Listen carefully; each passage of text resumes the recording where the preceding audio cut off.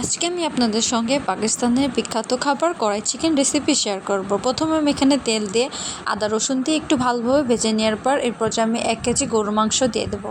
দেওয়ার পর ভালোভাবে নেড়ে নেওয়ার পর এরপর যে 1 কাপ পরিমাণ পেঁয়াজ কুচি এবং 1 চা চামচ পরিমাণ লবণ দেওয়ার পর ভালোভাবে নেড়ে নিয়ে একটু ভেজে নেব। ভেজে নেওয়ার পর এরপর যে আমি এখানে 3 কাপ পরিমাণ পানি দিয়ে আপনারা অবশ্যই ঢাকনাতে ঢেকে মাংসটা সিদ্ধ করে নেবেন। আর মাঝে মধ্যে ঢাকনাটা উঠে একটু নেড়ে দেবেন। এরপর যে আমি এখানে 4 থেকে 5টা টমেটো মাঝখান থেকে কেটে দিয়ে দেব।